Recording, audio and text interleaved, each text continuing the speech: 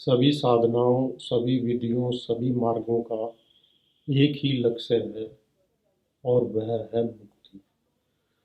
तो यह मुक्ति किससे, इस पर जे कृष्णमूर्ति जी ने एक पुस्तक भी लिखी थी, जो उनकी प्रमुख पुस्तकों में से, पॉपुलर बुक्स में से एक है। उसका नाम है फ्रीडम फ्रॉम द नोन, ज्ञात से मुक्ति। तो जब हम मुक्ति की बात करते हैं, लिबरेशन की बात करते हैं, तो वह किसी अननोन से नहीं हो सकती। यानी जिसको हम जानते ही नहीं, उससे मुक्त क्या होंगे। मुक्त होने के लिए पहले किसी को जानना समझना तो पड़ेगा, कोई बंधन तो होना चाहिए। तो मनुष्य मात्र का जो बंधन है वह है उसके अनुभव, उसकी मेमोरी। जो भी कुछ उसने सीखा है वह सब ज्ञात के दायरे में आता है, नोन के दायरे में आता है। इसी नोन से मुक्त होने की बात जे कृष्णमूर्ति जी कह रहे हैं। तो ज्ञात से मुक्त होने के लिए क्या करना पड़ेगा? ज्ञात से मुक्त होने के लिए ज्ञात को देखना समझना पड़ेगा,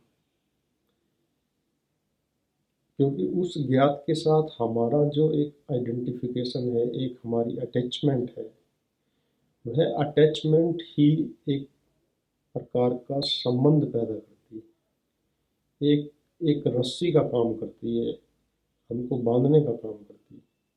इसी रस्सी को, इसी बंधन को, इसी अटैचमेंट को हमको समझना है, और जैसे ही हम इसको समझ लेते हैं हम इससे मुक्त हो जाते हैं।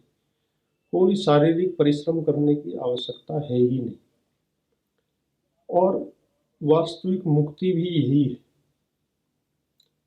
जो मोक्ष की बात करते हैं, मोक्ष, मुक्ति के बाद मोक्ष घटता है। मोक्ष क्या है? ऐसा आनंद जिसका कभी क्षय ना हो, जिसका कभी नाश ना हो।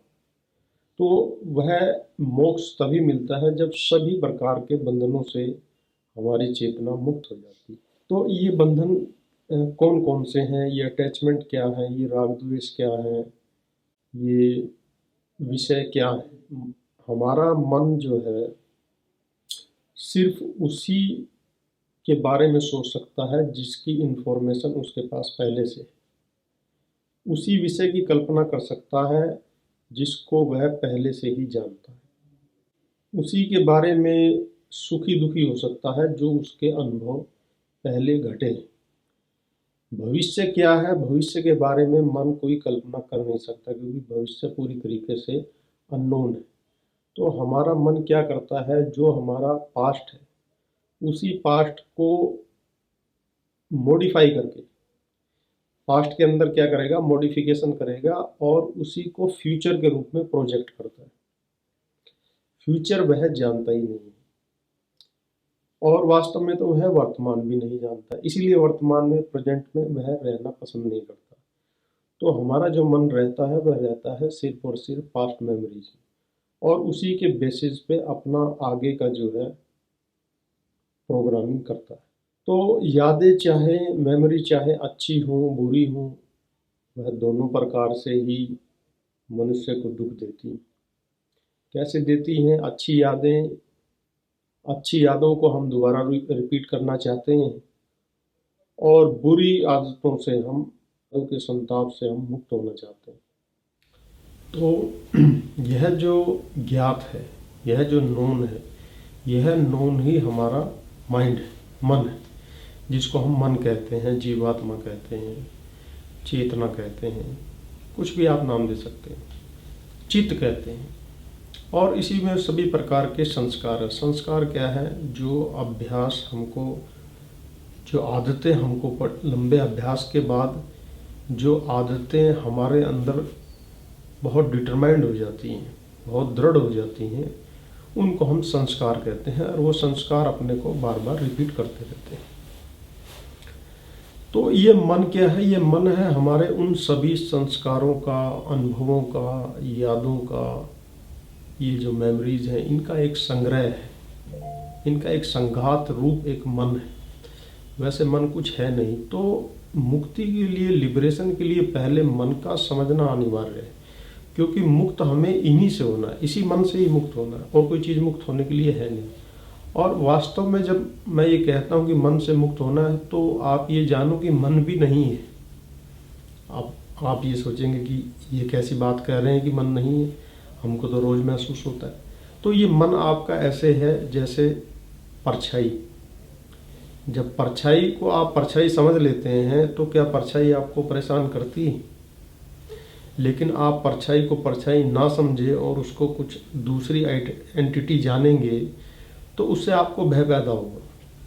तो मन क्या है? मन उस परछाई की तरह है। परछाई कैसे है कि मन हमारा सारा पास्ट है, सब भूतकाल है जो बीत चुका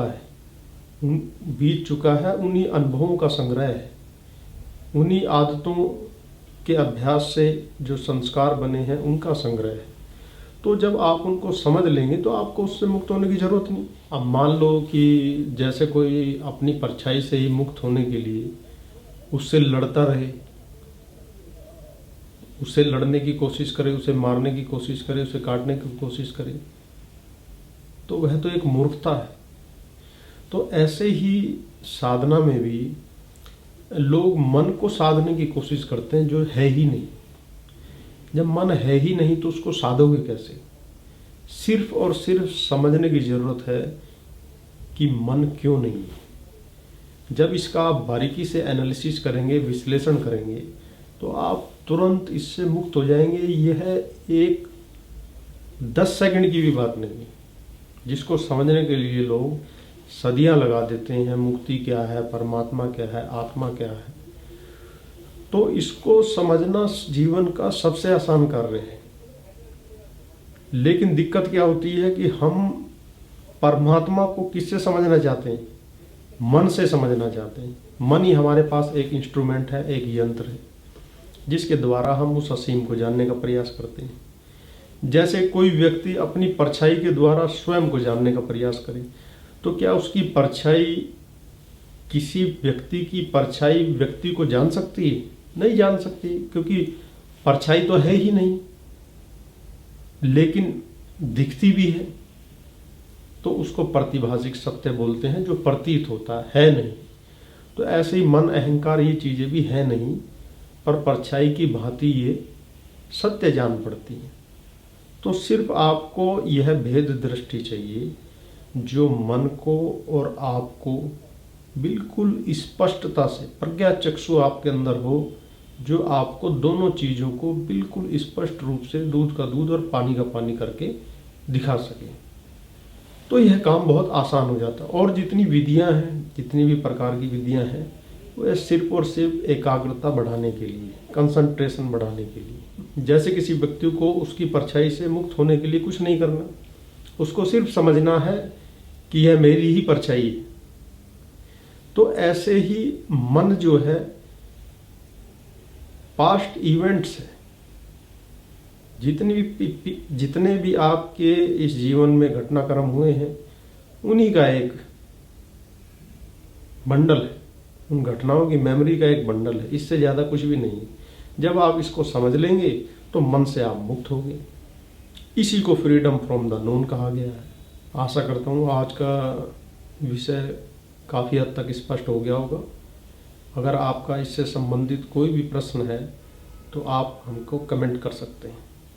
सुनने के लिए, समय देने के लिए सभी मित्रों का बहुत बहुत धन्यवाद।